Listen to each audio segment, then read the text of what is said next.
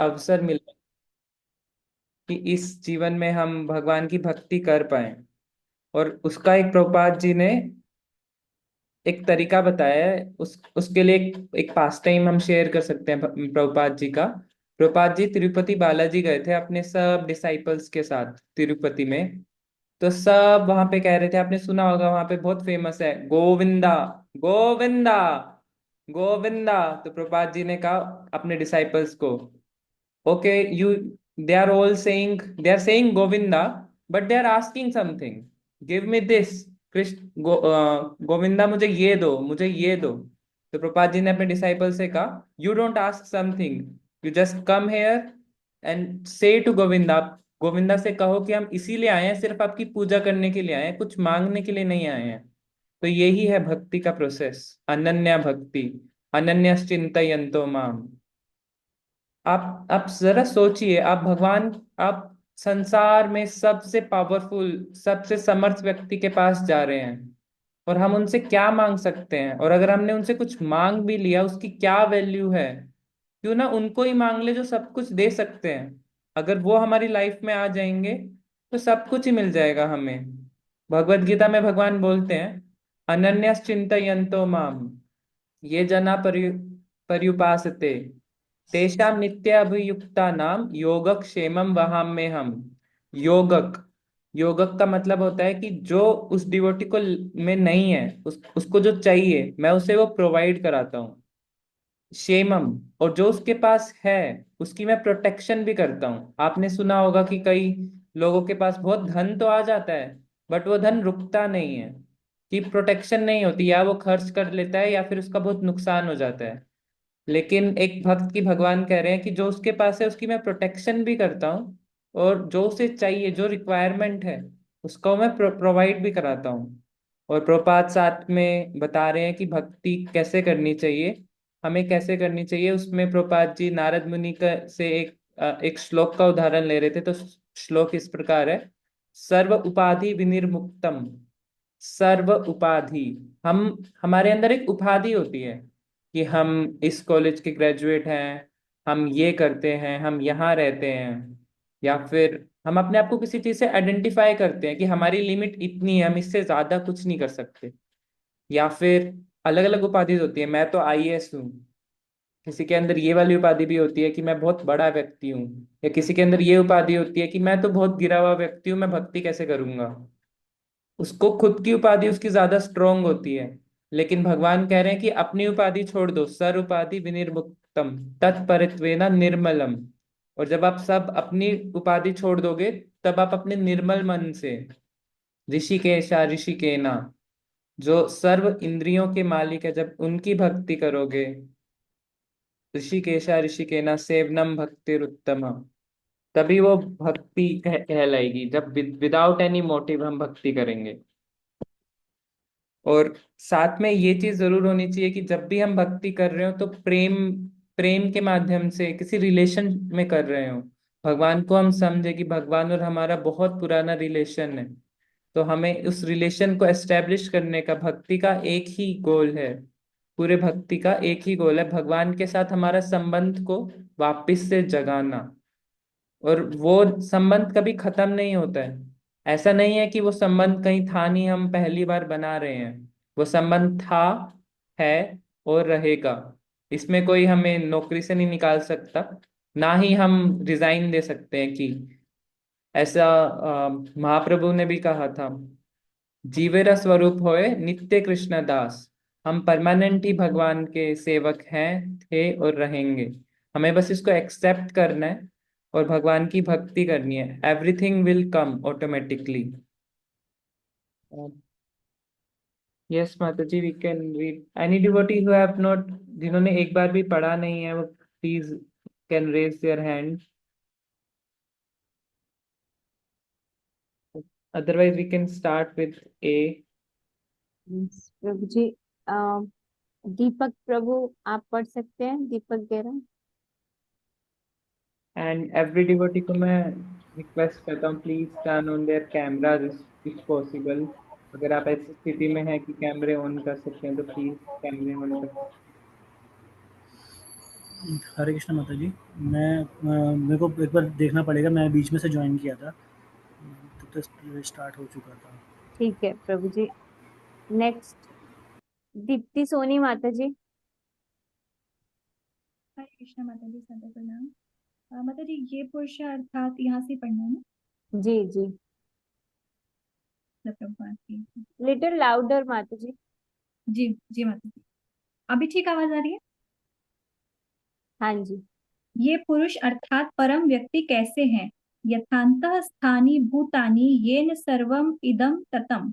हर जीवात्मा और प्रत्येक वस्तु उनके भीतर है और फिर भी उनके बाहर है और सब जगह उपस्थित हैं। वह कैसे?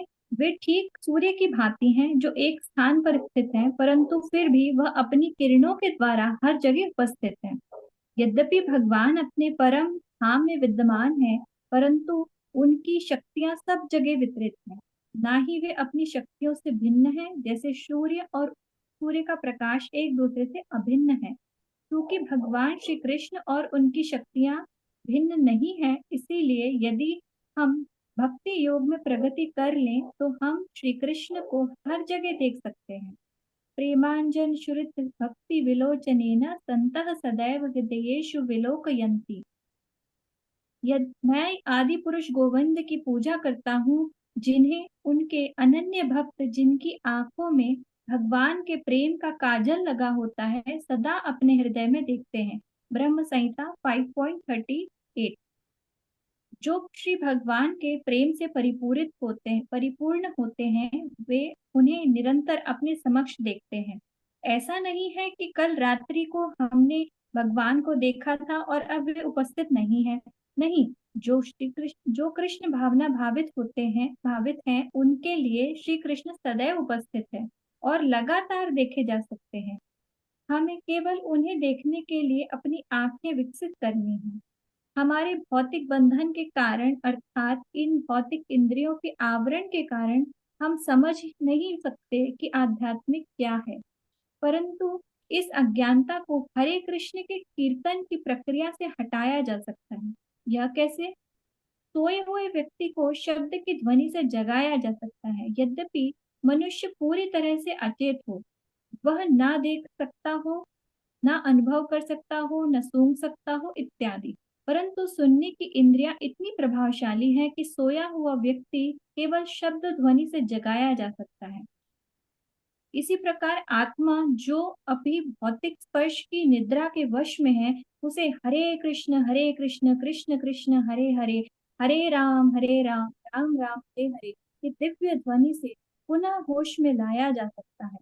हरे कृष्ण भगवान और उनकी शक्तियों के प्रति संबोधन मात्र है। हरे से तात्पर्य शक्ति से है और कृष्ण श्री भगवान का नाम है। इसीलिए जब हम हरे कृष्ण का कीर्तन करते हैं तो हम कहते हैं कि हे भगवान की शक्ति, हे भगवान कृपया मुझे स्वीकार कीजिए। भगवान द्वारा स्वीकृत किए जाने के लिए हमारे पास अन्य कोई प्रार्थना नहीं है। रोज की रोटी के लिए प्रार्थना करने का कोई प्रश्न ही नहीं है, क्योंकि रोटी तो सदैव ही होती ही है। हरे कृष्ण संबोधन भगवान को केवल यह प्रार्थना करने के लिए है कि वे हमें स्वीकार करें। भगवान श्री चैतन्य महाप्रभु ने स्वयं प्रार्थना करी थी। आई नंद तनुज किंकरम पतितम मां विष्णे भवाम बुधो, कृपया तव पाद पंकज स्थित धूलि सदृशम विचिंतय। हे नंद महाराज के पुत्र, मैं अपना आपका सनातन दास हूँ और ऐसा होने के बावजूद भी मैं किसी न किसी तरह जन्म और मृत्यु के सागर में गिर गया हूँ। अतः कृपा करके आप मुझे इस मृत्यु के सागर से ऊपर उठाइए और मुझे अपने चरण कमल में धूल का एक कण के रूप में रखिए। शिष्टाष्टक 5। माता समुद्र जी के यहाँ पे पॉज करके किसी और डिवोटी को टर्न देते हैं। दीपक प्रभु आपको मिल गया? हरे कृष्ण माता जी, मिल गया। समुद्र के मध्य गिरे हुए व्यक्ति के बचने की मात्र एक आशा केवल यही होती है कि कोई आएगा और उसे ऊपर उठाएगा। यदि कोई आता है और उसे पानी से कुछ ही फुट ऊपर उठाया है, तो उसे तुरंत शांति मिल जाती है। इसी प्रकार यदि हम किसी तरह इस जन्म और मृत्यु के सागर से कृष्ण भावनामृत की विधि से ऊपर उठाए जाते हैं तो हमें तुरंत शांति मिल जाती है। यद्यपि हम भगवान की दिव्य प्रकृति, उनके नाम, उनके यश, उनके कार्यकलापों की अनुभूति नहीं कर सकते हैं, फिर भी यदि हम अपने आप को कृष्ण भावनामृत में स्थापित करें तो भगवान धीरे-धीरे स्वयं हमारे समक्ष प्रकट होंगे। हम भगवान को अपने निजी प्रयास से नहीं देख सकते, परंतु यदि हम इसके लिए योग्यता प्राप्त कर लें तो भगवान स्वयं प्रकट होंगे और तब हम उन्हें देख सकेंगे। कोई भी भगवान को अपने सामने आने और नाचने की आज्ञा नहीं दे सकता, परंतु हमें इस प्रकार कार्य करना है कि श्री कृष्ण भगवान प्रसन्न होकर स्वयं अपने आप को हमारे समक्ष प्रकट करें। कंटिन्यू कर लीजिए प्रभु, एक पैराग्राफ और। ठीक है माता जी। कृष्ण भगवद गीता में अपने स्वयं के विषय में जानकारी देते हैं और इसमें संशय करने की का कोई प्रश्न नहीं है। हमें केवल अनुभव करना है और समझना है। भगवद गीता को समझने के लिए किसी प्रारंभिक योग्यता की आवश्यकता नहीं है, क्योंकि यह परम स्तर से परमेश्वर द्वारा बोली गई है।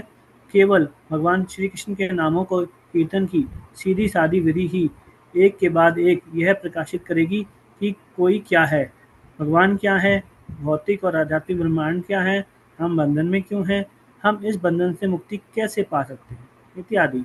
वास्तव में श्रद्धा और अनुभूति की विधि हमारे लिए कोई विदेशी विधि नहीं है। हर दिन हम किसी न किसी ऐसी चीज़ पर भरोसा करते हैं जिस पर हमें विश्वास करते हैं, जिस पर हमें विश्वास होता है कि बाद में वह प्रकट होगी। हम भारत जाने के लिए टिकट खरीद सकते हैं और टिकट के आधार पर हमें विश्वास होता है कि हमें वहाँ ले जाया जाएगा। हम टिकट के लिए धन क्यों दें? हम किसी को भी व्यर्थ में धन नहीं दे देते हैं। कंपनी मान्यता प्राप्त है, वायु सेवा मान्यता प्राप्त है, इसलिए विश्वास उत्पन्न होता है। हम साधारण जीवन में भी बिना विश्वास के एक कदम भी आगे नहीं बढ़ सकते हैं। हमें विश्वास होना चाहिए, परंतु यह विश्वास किसी ऐसी वस्तु पर होना चाहिए जो प्रामाणिक है। ऐसा नहीं कि हमें अंधविश्वास है, लेकिन हम उसी को स्वीकार करते हैं जो मान्यता प्राप्त है। भगवद गीता प्रमाणिक शास्त्र है और भारत में हर श्रेणी के लोग इसे शास्त्र के रूप में स्वीकार करते हैं। और जहाँ तक भारत के बाहर का प्रश्न है, अनेक विद्वानों ने, धर्मवेताओं ने और दार्शनिकों ने भगवद गीता का महान प्रमाणित ग्रंथ के रूप में स्वीकार किया है। भगवद गीता की प्रामाणिकता के बारे में कोई प्रश्न नहीं है। प्रोफेसर अल्बर्ट आइंस्टाइन जैसे महान वैज्ञानिक भी नियमित रूप से श्रीमद् भगवद गीता का पाठ करते थे। हरे कृष्ण। हरे कृष्ण। प्रभु जी आगे कंटिन्यू करें? हाँ, यस माता जी, वी कैन कंटिन्यू। दीपिका वैष्णव माता जी, कैन यू रीड? आपका कैमरा ऑफ है। माता जी बुक मेरे पास नहीं है अभी। ओके। दिव्या, हरे कृष्ण। माता जी, हरे कृष्ण माता जी, सॉरी मैं रीड नहीं कर पाऊंगी। ओके। गगन प्रभु, आप आज रीड कर लेंगे अगर आपके डिस्टरबेंस नहीं है बैकग्राउंड में तो। जी जी माता जी। हरे कृष्ण, सभी भक्तों को मेरा सादर प्रणाम। भगवत गीता से हमें स्वीकार करना होगा कि आध्यात्मिक ब्रह्मांड का अस्तित्व है जो भगवान का साम्राज्य है। यदि हमें किसी प्रकार ऐसे देश में ले जाया जाए जहां हमें सूचना दी जाती है कि हमें जन्म, मृत्यु, वृद्धावस्था और बीमारी के चक्र में अब और नहीं आना पड़ेगा, तो क्या हम प्रसन्न नहीं होंगे? यदि हम ऐसे स्थान के विषय में सुन लें तो अवश्य में हम वहां पहुंचने के लिए जितना संभव हो उतना प्रयत्न करेंगे। कोई वृद्ध होना नहीं चाहता है, कोई मरना नहीं चाहता है। निसंदेह जो जगह इन दुखों से मुक्त हो, हमारी हार्दिक इच्छा वहां जाने की होगी। हम इसे क्यों चाहते हैं? क्योंकि हमें अधिकार है। हमारा विशेषाधिकार है कि हम ऐसा चाहें। हम सनातन हैं, आनंदमय हैं और ज्ञान से परिपूर्ण हैं, परंतु इस भौतिक बंधन में फंस जाने से हम अपने आप को भूल गए हैं। अतः भगवत गीता हमें अपने मूल स्वरूप को जागृत करने का लाभ देती है। शंकराचार्य और बौद्ध मत का अनुसरण करने वाले कहते हैं कि संसार के परे केवल शून्य है, परंतु भगवत गीता हमें इस प्रकार निराश नहीं करती है। शून्यवाद के दर्शन ने केवल नास्तिक उत्पन्न किए हैं।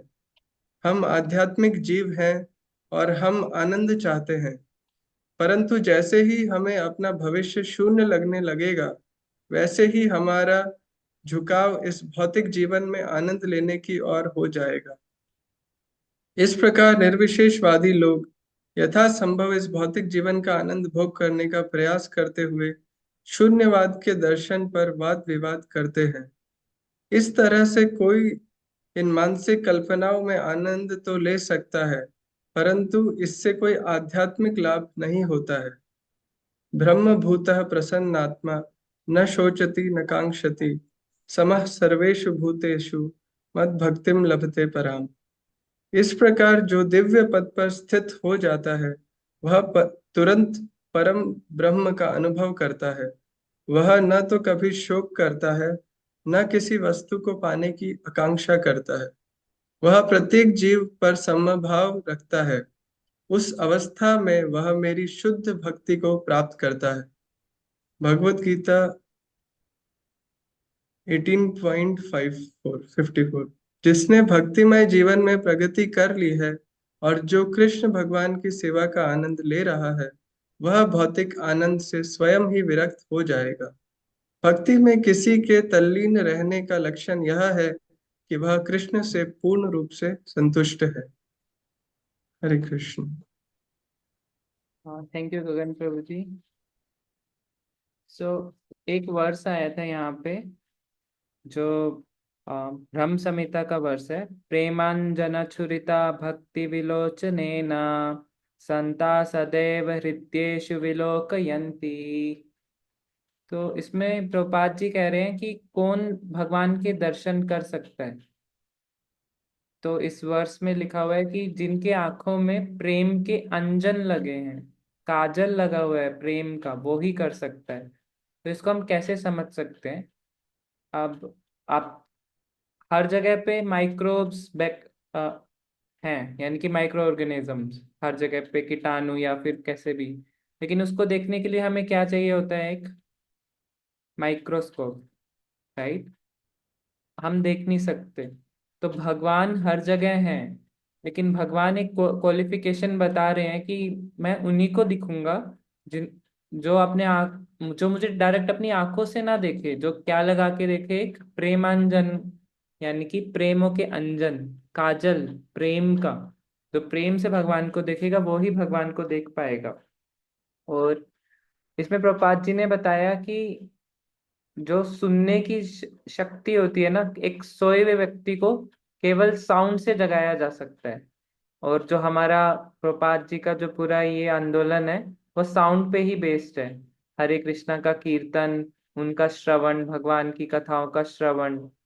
और ये बहुत साइंटिफिक है, जो साइंटिफिकली प्रूवन है। आप गूगल पे सर्च भी कर सकते हैं कि जब भी कोई शिशु अपनी माँ के पेट में होता है, तो सबसे पहले उसकी कौन सी इंद्रियां सक्रिय हो जाती है?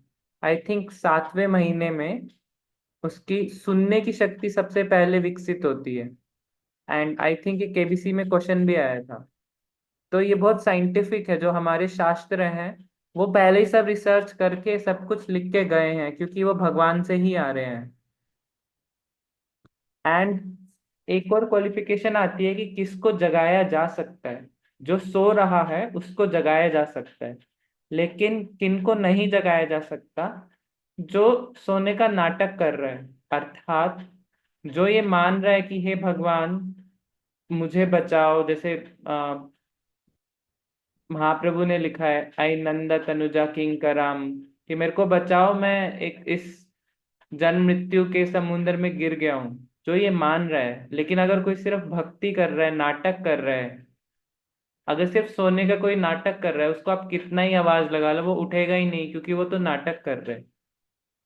और साथ में इसकी शुरुआत कैसे होती है भक्ति की? तो प्रभुपाद जी कह रहे हैं श्रद्धा से होती है। जब तक हमें श्रद्धा नहीं होगी तब तक हम भक्ति नहीं कर सकते। किसी भी चीज को करने के लिए श्रद्धा होती है। हम कोई जॉब के लिए अप्लाई करते हैं तो क्या श्रद्धा है कि हाँ ये एप्लीकेशन जाएगी, मेरे पास एग्जाम देने के लिए मेरे पास एप्लीकेशन नंबर आएगा, एडमिट कार्ड, मैं एग्जाम दूंगा। नौकरी के लिए अप्लाई करते हैं तब भी हमारे पास एक श्रद्धा होती है। और जिनके पास श्रद्धा नहीं होती उनका क्या होता है, भगवान बताते हैं तीसरे श्लोक में, अध्याय 9, अश्रद्धानः पुरुषा धर्मस्यास्य परंतपा अप्राप्य माम निवर्तन्ते। अप्राप्य कि वो मेरे को पा नहीं पाते, अप्राप्य मेरे को प्राप्त नहीं कर पाते, निवर्तन्ते गिर जाते हैं। वो कहाँ गिरते हैं, मृत्यु संसार वर्तमनि, जन्म मृत्यु के संसार में गिर जाते हैं। तो यही प्रभुपाद जी इसी को बता रहे हैं कि हमें बहुत ही ऑनेस्ट रह के भगवान से प्रार्थना करनी होगी, तभी भगवान अपनी कृपा करेंगे। और साथ प्रभुपाद जी ने इधर एक लाइन में लिखा था कि एक जीव जीव जो है सनातन है, वो हमेशा जीवित रहना चाहता है। वो क्यों जीवित रहना चाहता है, क्योंकि भगवान सच्चित आनंद है, वो भी सनातन है, जीव भी सनातन है। तो एक बार एक अकबर बीरबल की स्टोरी इसी से रिलेटेड है, तो मैंने सोचा मैं मेंशन कर देता हूँ। एक बार अकबर ने बीरबल को कहा कि देखो बीरबल, ये बंदर और ये उसका बच्चा, कितना प्रेम है उनमें। तो बीरबल बीरबल ने तो वेद पढ़े हुए थे, तो बीरबल ने कहा हाँ ये प्रेम है, लेकिन ये भौतिक प्रेम है। वो अपने बच्चे से प्रेम करती है, लेकिन तब तक जब तक कि वो उसके ऊपर खुद पे बात ना आ रही हो। तो अकबर ने कहा प्रूव करो इसको कि ये परमानेंट प्रेम नहीं है, ये टेम्परेरी प्रेम है। तो अकबर ने कहा ठीक है, इस बंदर और इसके बच्चे को एक जगह गड्ढे में डाला जाए और धीरे धीरे उसमें पानी भरा जाए। तो हुआ क्या, बंदर है, उसका बच्चा है और पानी भर रहे हैं धीरे धीरे। तो धीरे धीरे बंदर के जब पैर तक डूबा, तो बंदर ने अपने बच्चे को कंधे पे रख लिया। तो पानी जब और ऊपर आया, कंधे तक आया, तो बंदर ने अपने बच्चे को सर पे रख लिया। एंड लेकिन जब पानी यहाँ तक आया, जब बंदरी खुद ही डूबने वाली है, तो उसके अंदर वो वाली लालसा हुई कि मुझे जिंदा रहना है। क्योंकि ये जो लालसा है ना जिंदा रहने की, सनातन, ये इसलिए आ रही है हमारे अंदर क्योंकि भगवान सनातन है, हमारी जो आत्मा है वो सनातन है। तो बंदरी ने क्या करा, उसी समय जब पानी यहाँ तक आया, नाक से ऊपर आया, बच्चे को रखा नीचे, पानी में डुबोया और खुद बंदरी बच्चे पे खड़ी हो गई। ये ऑथेंटिक एक अकबर बीरबल की स्टोरी है। एंड उसके बाद प्रभुपाद जी शून्यवाद पे गए थे कि शून्यवाद के कारण हम भगवान पे विश्वास नहीं कर पाते, और इसी हम सोचते हैं कि बाहर तो कुछ है नहीं, शून्यवाद है मतलब आनंद तो होगा नहीं, तो चलो यहीं इंजॉय कर लेते हैं। तो इसका एक प्रभुपाद पास टाइम है। एक बार प्रभुपाद के डिसाइपल हिज होलीनेस गिरिराज महाराज, एक सम्मेलन चल रहा था भगवत गीता पे डिस्कोर्स, और वहां से मायावादी लोग, शून्यवादी लोग आए हुए थे। और अमृतसर में था, कड़ाके की ठंड थी, बहुत ठंड। तो डिस्कशन चल रहा था, मायावादी कह रहे थे कि ब्रह्म सत्यम जगत मिथ्या, कि ये सब मिथ्या है और सिर्फ ब्रह्म ही सत्य है। गिरिराज महाराज कह रहे थे नहीं, भगवान सत्य है, ये सत्य नहीं है। तो उन्होंने क्या करा कि ये सब तो मिथ्या है ना, और कड़ाके की ठंड है, उन्होंने उनका कंबल छीन लिया और कहा, कंबल में से एक धागा निकाल के कहा, धागा निकाल के उनको दे दिया कि आप ही बोल रहे हो ना कि ये सब मिथ्या है। और एक शून्यवादी का एक और कंसेप्ट भी होता है कि हम सब भगवान हैं। तो उन्होंने कहा कि हर एक जीव अगर भगवान है, तो ये एक कंबल का धागा और कंबल दोनों समान है, जितना धागा में दम है उतना ही कंबल में दम है। तो आप ये लो, कंबल मैं रख रहा हूँ, आप धागे से काम चलाओ। थोड़ी देर बाद वो शून्यवादी आया, नहीं नहीं भगवान असली है, मेरे को कंबल दे दो, मेरा ठंड लग रही है। अमृतसर की स्टोरी है। तो प्रभुपाद जी शून्यवादी को सबसे ज्यादा अटैक करते थे, क्यों, क्योंकि सबसे ज्यादा एथिज्म वहीं से आया है, शून्यवादी से। और इसके बाद प्रभुपाद जी ने लास्ट में तो यही बताया कि ब्रह्मभूता प्रसन्नात्मा, कि जब तक हम बॉडीली प्लेटफॉर्म पे हैं तब तक हम ब्रह्मभूता नहीं हो सकते।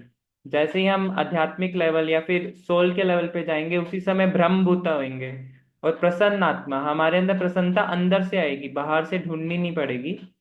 और हम और एक टेस्ट होता है भक्ति का।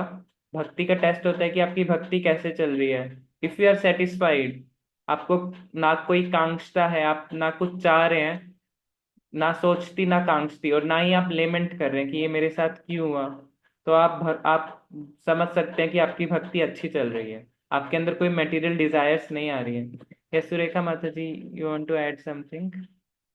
हरे कृष्णा प्रभु, मुझे भी एक ऐसे ही पास टाइम मैंने सुना था, राधानाथ स्वामी महाराज जी के लेक्चर एक दिन मैं सुन रही थी, तो he was also giving the explanation of Mayavadi. तो उन्होंने भी बताया कि ऐसे एक मायावादी जो हैं हमारे लेक्चर में आ गए, तो महाराज ने बोला कि वो आर्ग्यूमेंट्स करने लग गए इस तरह से कि भगवान जब भी आते हैं वो मोड ऑफ नेचर के अधीन होते हैं, दिस एंड दैट। तो जब हमारा भी शरीर खत्म हो जाएगा तो हम भी भगवान हो जाएंगे, है ना। अहम ब्रह्मास्मि पे वो फोकस कर रहा था मायावादी। तो महाराज ने कहा ठीक है, आ, आप अपने आप को भगवान मानते हैं? तो उन्होंने बोला yes, I think I am God, है ना। तो महाराज ने बोला कि फिर मैंने अपने शिष्यों को बोला कि इनको ना आप अपने पास बिठा के रखो, है ना, थोड़ी देर के लिए अपने पास बिठाओ। और महाराज ने हंसते हुए बोला कि आई वॉज प्लानिंग कि लेक्चर एक ही घंटे का हो, but I wanted to prove that Mayavadi. तो मैं 2 ढाई घंटे तक लेक्चर कंटिन्यू रखा।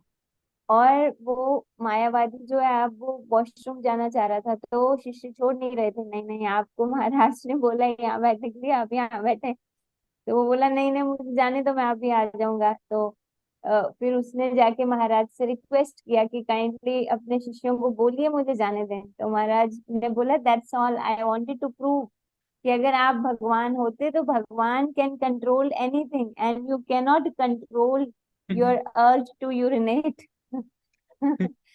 तो उन्होंने फिर कहा yes I agree that I am not God. तो and he ran towards the washroom. तो ये मुझे भी थोड़ा याद आ गया, महाराज ने बहुत हंसाया पूरी ऑडियंस को ये सुनाते हुए। एक बार प्रभुपाद के साथ भी हुआ था कि एक बार प्रभुपाद के पास कोई मायावादी आए थे प्रूव करने के लिए कि मैं भगवान हूँ, और आप ये क्या विग्रह को दिन में 56 भोग खिलाते रहते हो, मैं भगवान हूँ, मेरी सेवा करो। तो प्रभुपाद थोड़ा मजाकिया मूड में थे। प्रभुपाद ने अपने शिष्यों को कहा ठीक है, लाओ 56 भोग। और उनको कहा खाओ। तो प्रभुपाद ने कहा आपको हम जैसे जगन्नाथपुरी में होता है ना, पूरी की पूरी बाल्टी जितना प्रसाद एक एक बारी में सर्व करते हैं, बाल्टी भर के चावल। उन्होंने कहा ये आपका प्रसाद है, आप पाओ। अब वो भक्त तो कितना ही पा सकते थे। तो आधे घंटे में प्रूव हो गया वो भगवान नहीं है। और ये चीज हमें समझनी होगी कि भगवान का मतलब होता है वो कभी माया से अधीन नहीं आ सकते। एक लॉजिक और देते हैं मायावादी लोग कि हम भगवान हैं बट माया ने हमें हर लिया है, हम अभी थोड़ी तपस्या करेंगे और इस माया से जब पार हो जाएंगे तब हम दोबारा से भगवान बन जाएंगे, हम भूल गए हैं। तो ऐसा कैसे हो सकता है कि कोई सबसे बड़ा कंट्रोलर है और उसको माया ने हर लिया? फिर तो माया सबसे बड़ी हुई ना, माया भगवान है, माया की पूजा करो। तो ये भी चीज हमें समझनी होगी। तो इसी के साथ हमारा ये आई थिंक 4th चैप्टर समाप्त हुआ। ब्रह्मांड के परे आकाश वैकुंठ लोक। तो किसी भी भक्त के कोई कमेंट्स या कोई प्रश्न है तो भक्त पूछ सकते हैं। एंड एक ही चैप्टर बचा है अब हमारा, उसके बाद हम परफेक्ट क्वेश्चंस परफेक्ट आंसर्स, इस बुक का हिंदी में हम रीड करेंगे इसको। तो डिवोटीज में अरेंज इन एडवांस। हम ट्राई कर रहे हैं कि कोई पीडीएफ मिल जाए हमें हिंदी वाली। एंड अगर बुक है तो काफ़ी अच्छा है, बुक भी अरेंज कर सकते हैं, फिजिकल बुक।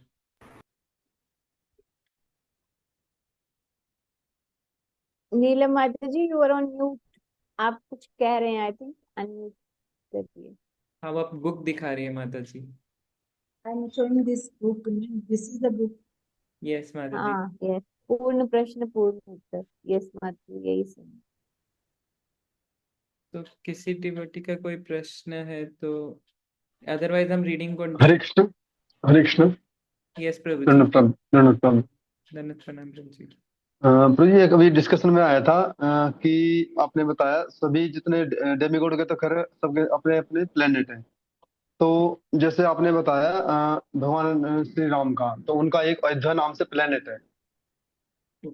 उनका स्पिरिचुअल वर्ल्ड में साकेत नाम से, साकेत साकेत धाम, साकेत साकेत साकेत धाम। धाम। साकेत साकेत। धाम। अच्छा अच्छा, साकेत धाम। तो जितने भी हमारे जो इनकारनेशन हुए हैं भगवान के, तो क्या उनका सबका अपना अपना एक अलग प्लेनेट है उनका? थोड़ी यस। जिज्ञासा है। यस प्रभु जी, सबका अपना अलग प्लेनेट है। आप जिनकी पूजा करेंगे आपको ऑप्शन मिलेगा उनके प्लेनेट में जाके उनकी सेवा करने का, उनके साथ रहने का। और वो परमानेंट मतलब इटर्नल रहेगा आपका। स्पिरिचुअल वर्ल्ड में कभी फॉल डाउन नहीं होता। तो जैसे वामन भगवतार हैं, और अ, वामन देव का जो उन्होंने इनकारनेशन हुआ था, और नरसिंह भगवान का तो आपने बता दिया, और मत्स्य अवतार है, तो इनके सबके अपने अपने जैसे आप बताना चाह रहे हैं कि उनका सबके अपने अपने प्लेनेट है। अनगिनत अवतार हैं भगवान कृष्ण के, अनगिनत। तो उनके सबके अपने अपने प्लेनेट है उनके सबके। यस प्रभु जी। जी। हाँ। क्योंकि जी, ये थोड़ी जिज्ञासा थी कि आज जैसा आपने अभी चर्चा में कहा, क्यों मैंने सुना नहीं था ना इसके बारे में कि प्लेनेट के बारे में। तो चैतन्य महाप्रभु का भी धाम है, औदर्य धाम। अच्छा अच्छा अच्छा अच्छा। हाँ, तो जी अभी ये जिज्ञासा थोड़ी सी अभी जैसे डिस्कशन सुन के हुई ना, तो थोड़ी जिज्ञासा शांत हुई। ठीक। Thank you. तो जी बहुत क्या साइन। बहुत नाम बताया आपने? औदर्य, औदर्य धाम। चैतन्य उदार मतलब परम उदार, औदर्य धाम। हाँ। तो ये कौन से उसमें मेंशन है प्रभु जी, थोड़ा सा बताने की कृपा करेंगे क्या? तो जो मैंने सुना ही था, वैसे तो मिल जाएगा आपको, नेट पे सर्च करेंगे औदर्य धाम। मतलब एक्चुअली इंटरनेट पे नहीं, सब कुछ अवेलेबल है आजकल। जैसे ये अलग अलग जैसे हमारे इनकारनेशन के जो प्लेनेट हैं वो उनके जैसे हम बारे में बात करें तो। जी भागवतम में संपूर्ण जानकारी है, आपके जितने भी प्रश्न है ना। अच्छा एंड अच्छा अच्छा।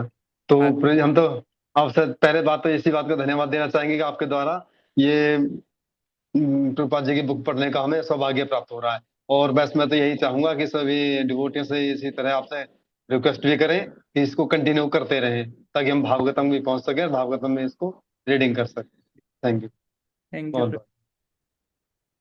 Thank you for asking questions. Sign of intelligence is, हमने फर्स्ट क्लास में डिस्कस करा था, asking questions. Asking questions. This is. Kiran Mataji is also showing some sign of intelligence, Prabhu. Yes माता जी। हरे कृष्णा प्रभु जी। मेरे दिमाग में कुछ बातें चलती है जो पता नहीं इससे वो आध्यात्म से रिलेटेड क्या, बल्कि एक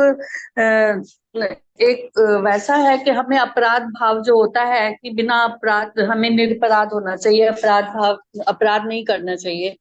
तो हम कई बार होता है घर में कॉकरोच होते हैं, चींटी होती है, वो इन सब से कैसे निपटा जा सकता है? हमें तो करना ही पड़ता है, उसके लिए हिट लगाना ही पड़ता है, कुछ करना पड़ता है, जैसे बहुत सारे रैट आ जाते हैं। तो हमें क्या करना चाहिए कि हमें पाप ना लगे, हम कैसे इससे निपटें? यस, ये बहुत इम्पोर्टेंट क्वेश्चन है। तो एक चीज रहती है कि मच्छर जो होते हैं, मच्छर से बचने के लिए एक एक एग्जाम्पल करके देखते हैं। अब मच्छर से बचने के दो दो उपाय हैं। एक तो है कि मच्छर को मार दो, ऑल आउट लगा लो। ऑल आउट जो होती है ना, सबसे ज्यादा हानिकारक है। क्यों? डायरेक्ट नोज के माध्यम से सीधा लंग्स में जाता है उसका जो भी केमिकल होता है, और वो जो केमिकल होता है वो हानिकारक होता है, क्योंकि मच्छर को मार रहा है तो हानिकारक तो है, वो पॉइजनस है। और लंग्स के माध्यम से सीधा ब्लड में जाता है। तो जो ऑल आउट आजकल हम यूज करते हैं, पहले क्या होता था, पहले की जब वैदिक पीरियड था, तो नेचुरल चीजें यूज करते थे। नीम के पत्ते, उसके अंदर कैम्फर, कैम्फर से बहुत अच्छी खुशबू भी आती है, उसके अंदर और चीजें मिला के उसको जलाते थे। तो आजकल डिवोटीज क्या करते हैं मच्छरों से बचने के लिए, सबकी एक सेपरेट मच्छरदानी है जो जिसका फ्रेम वो सेल्फ अपने आप खड़ा हो जाता है, उसको कहीं बांधना नहीं पड़ता, वो बहुत ज्यादा पोर्टेबल भी होती है, आपने देखा होगा। ब्रह्मचारी जो है अपना लेके जाते हैं अपनी ना मच्छरदानी, कि कहीं भी जाके जंगल में भी सो जाएंगे उन्हें मच्छर नहीं काटेगा। तो ये चीज कर सकते हैं। चींटियों का हम प्रयास कर सकते हैं कि जब भी चींटियां आने लगती है ना तो स्टार्टिंग में वो ट्रांसफर करती है। आप देखोगे एकदम से बहुत सारी चींटियां अभी आ रही हैं घर में, घर ढूंढ रही है। तो स्टार्टिंग में ही जहां भी वो घर ढूंढ रही हो उनको आने से रोक दो आप, हल्दी लगा के, कि वो घर के अंदर एंटर ही ना कर पाए जहां से भी बाहर से आ रही हैं। अगर एक एक बार घर में आ गई तो हो सकता है कि हमें उनको मारना ही पड़ेगा। अब तो हमें थोड़ा प्रिकॉशन ज्यादा रखने होंगे। लेकिन अब चूहे अगर ज्यादा परेशान कर रहे हैं तो चूहों के लिए तो हम पिंजरा लगा सकते हैं, ट्राई कर सकते हैं कि उनको ना मार के हम उनको भगा सकें। और कॉकरोच जो है, लेकिन इन सब को देखते हुए, लेकिन कभी कभी ऐसी स्थिति भी आती है कि जब हमें मारना बहुत ज्यादा इंपॉर्टेंट पड़ जाता है, जब घर के अंदर बहुत ज्यादा आतंक मच जाए, या फिर जैसे दीमक आ गया है, अब दीमक को कैसे भगाएंगे। तो उस समय हमें भगवान से, जब उनको मार रहे हो तो प्रभुपाद का कीर्तन साथ में लगा सकते हैं। और हम ये सोच के मार रहे होते हैं कि कहीं हमें कोई बीमारी ना हो जाए, क्योंकि ये जो मनुष्य का जीवन है ये भगवान को भगवान को पाने के लिए बना हुआ है, तो वो ज्यादा इम्पोर्टेंट है। और भगवान से प्रार्थना कर सकते हैं कि उनसे सॉरी मांग सकते हैं। लेकिन स्टार्टिंग में हमें प्रिकॉशन करना चाहिए कि हम इन्हें ना मार पाए। और मेरे से ज्यादा एक्सपीरियंस प्रभु जी, श्रीवास प्रभु जी, आप कुछ ऐड करना चाहते हैं? हरे कृष्णा, अच्छा बता रहे हैं ये, ऐसा कुछ भी नहीं है। तो जी मैं ये कह रहा था बस कि हम हमारा संवेदना हमारा सबसे बड़ा सेंसिटिव इशू है। भगवान हमारे प्रति बहुत संवेदना रखते हैं। तो भक्त में परम पर दुखी होता है ना। तो वो कभी किसी जीव को मारना नहीं चाहता जब तक उसको जान का खतरा ना हो या उससे बच ना सकता हो, है ना। और आपने सच्ची बोला कि अगर हम भक्ति कर रहे हैं तो ही उसको मारने का अधिकार है। और भी लास्ट में बिल्कुल ऐसा नहीं कि मतलब हमें अच्छा नहीं लग रहा है इसलिए मार दें या हमें डिस्टर्ब कर रहा है, तो हम जैसे भी करके पहले इसको अवॉइड करें। हो सके तो चींटियां ना होने दें। जैसे चाशनी गिर जाती है, घी गिर जाता है, खाना गिर जाता है, तो चींटियां वहाँ अपने आप हो जाती है तो हमको, और वो चिपक भी जाती है चींटियां बेचारी, और वो मर जाती है तो हमें बड़ा दुख होता है। एक वक्त तो दुख तो होता ही है, लेकिन साधारण जीव क्या कहता है, अरे चींटियां ही मार दो ताकि मुझे डिस्टर्ब ना करे। तो ये स्वार्थी एटीट्यूड है, इसके कारण हम भक्ति से दूर हो जाते हैं। माता जी मतलब मानवता हमारे में खत्म हो जाती है ना। कॉकरोच को हिट विट करना बहुत आसान है। आपके देखिए, आप कभी हिट मार के देखिए, बेचारा कॉकरोच उल्टा हो जाता है, तड़पता है, मर जाता है। देखा है ना आपने इसको। तो तड़पते हुए मरता हुआ देखना, हम मार रहे हैं, मुसलमान मार रहे हैं, बात तो एक ही है ना। मुसलमान भी काट रहा है, अगर पैर हिलते हैं और मर जाता है, खत्म। तो हम अगर मारेंगे, और हाँ, प्रभुपाद जी ने बोला था कि सांप को, बिच्छू को, आतताइयों को मार सकते हैं, लेकिन वो उस स्थिति में मार सकते हैं जब वो हमको निश्चित रूप में मारने वाला हो और हम हमारे पास बचने का कोई उपाय ना हो, है ना। नहीं तो उसको फेंक सकते हैं बाहर। उसको मान लीजिए बिच्छू आ गया, तो बिच्छू को पकड़ा आपने, कहीं जाके नीचे फेंक दिया, खाई में फेंक दिया, पानी में डाल के फ्लश कर दिया उसको, अदरवाइज उसको जान तो उसकी बचाइए। आपको उसको कहते ना कि उसको मार ही डालना गारंटेड, तो फिर तो जंगल में जितने बिच्छू है सारे मार डालो। उसका मतलब भगवान ने योनि गलत बना दी। नहीं, सोचने की बात है ना जी। तो आई माता जस्ट जी सही I just would like to add सही अबाउट बताइए। व्हाट प्रभुपाद ने कहा था। सांप बिच्छू अगर घर में आ गया है तो हम उनको हम्म मार सकते हैं, क्योंकि हमें जीवन का खतरा है, हमें मनुष्य जन्म हमारा खत्म हो जाएगा। फिर हमें हो सकता है हम भगवान को पा ही ना पाए, क्योंकि हमारी भक्ति पूरी नहीं हम्म। हुई है। लेकिन इसका मतलब ये नहीं है कि आप जंगल में खोद खोद के ढूंढ ढूंढ के निकाल मारो, ढूंढ सांप ढूंढ के आ रहे मारो। मारूंगी मैं, ये अधिकार नहीं है हमारे पास। बट अपने मनुष्य जीवन की प्रोटेक्शन का अधिकार है। घर में सांप बिच्छू आए आप बिना सोचे समझे मार सकते हैं, भागवतम में लिखा हुआ है। यस नहीं माता जी। प्रभु जी, एक पॉइंट छोटा सा और। यस प्रभुपाद जी के जो पिताजी थे, वो क्या करते थे, है ना, मैं उनकी कपड़े कपड़े की दुकान थी। तो यस उनके घर में ना, उनके दुकान में चूहे बहुत आते थे। तो उन्होंने ये नहीं किया कि चूहे को मारने का या चूहेदार नहीं रखा, उन्होंने एक कटोरे में चावल रख दिए, ताकि वो, चूहे को तो चावल चाहिए, कपड़ा तो चाहिए नहीं, लेकिन कपड़ा इसलिए काटता है कि उसको कुछ ना कुछ चाहिए। तो उन्होंने चावल रख दिया, फिर उस दिन से उनके यहाँ मतलब चूहे आने बंद हो गए, उनका कपड़ा काटना बंद हो गया। ठीक है भैया, Hare Krishna sir. Yes, thank you for sharing this pastime प्रभु जी, one of my favourite pastime this. Yes माता जी। हाँ। हरे कृष्णा प्रभु जी। मैं ये कह रही हूँ, कई बार मुझे बहुत वो लगता है कि जैसे लगता है भगवान मुझसे पाप कराना चाह रहे हैं। मैं जहां भी रहती हूँ, कहीं खजूरा दिख जाता है, कहीं जो है वो कॉकरोच इतने छोटे छोटे वाले दिखते हैं। अब यहाँ आई हूँ इलाहाबाद में, यहाँ पे आटा गूंद के रखा, चींटियां आ जाती हैं तुरंत। उसको 2 मिनट भी स्लैब पे रखो, तुरंत आ जाती हैं। तो अननेसेसरी बिना मेरे मारे ही वो मर जाती हैं। तो मुझे बहुत दुख लगता है, मैं कहती हूँ इसका पाप पड़ेगा मुझे, इसलिए मुझे लगा कि मैं you are the best person to whom I can ask this. That's why I raised this problem. I am not the best माता जी, बट जो मैंने सुना है मैं ट्राई करूंगा कि मैं उसी को रिपीट कर पाऊँ। जो मैंने सुना है ये कि आप तो देख पा रही हैं कि चींटी मर रही हैं आपके किचन में। अब आप उनको तो देख ही नहीं पा रहे कि आप गाड़ी में गए, बहुत सारी चींटियां सड़क पे थी, मर गई, आप उनको देख नहीं पाए।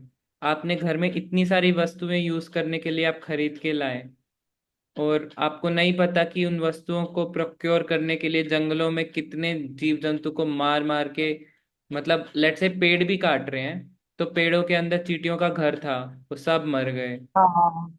रोड बनाई, जंगल में रोड बना रहे हैं, सब मर गए। ये तो आप देख पा रहे हैं तो आप परेशान हैं। अब जो आप नहीं देख पा रहे हैं, अगर वो आपको याद आ गया तो आप और ज्यादा परेशान हो जाएंगे। इसीलिए हाँ, मुझे लगता है कि मुझे पाप लगेगा इसका, तो मुझे सॉल्यूशन पाप लगेगा क्या इसका? इसका सॉल्यूशन यही है कि हम जीवन नहीं जी सकते। हम अनजाने में पाप हो जाएंगे, हमें पता भी नहीं होगा कि पाप हो रहे हैं। तो सॉल्यूशन इज भक्ति करो। और जो छोटे मोटे चींटियां गलती से मर जाती हैं, भगवान से प्रार्थना करो कि मैं चाहती नहीं थी बट अब ये मर गए, क्या जैसे चल रहे हैं, पैर के नीचे चींटी आ गई, आने के बाद देखा। तो इसीलिए भक्ति करने का एक बहुत बड़ा रीजन है कि आप बिना पाप के जी ही नहीं सकते। हम जो भी कार्य करते हैं, जो भी हमारा ऑक्यूपेशन है, वो भी हमें बहुत प्योर रखना चाहिए कि कहीं उससे पाप ना हो रहा हो। हमें कुछ भी ऐसी ऐसी जगह काम नहीं करना चाहिए जहाँ पे जिससे कोई चार नियम टूट रहे हों, या फिर कहीं ऐसी चीज को सपोर्ट कर रहे हो जहाँ पे मांस मच्छी का जिससे वितरण बढ़ रहा हो। अगर गलती से हो गया है तो गाइडेंस में आके हमें किसी से सलाह लेनी चाहिए कि हम क्या करें जब भी किसी ऐसी सिचुएशन में हम पाते हैं, क्योंकि खुद उसका सॉल्यूशन ढूंढना बहुत मुश्किल होता है। So we can start with, we have 2 minutes, तो फटाफट श्वेता माता जी। हरे कृष्णा प्रभु जी, इसी डिस्कशन में जस्ट एक एड ऑन है, माफ कीजिएगा गलती हो गई।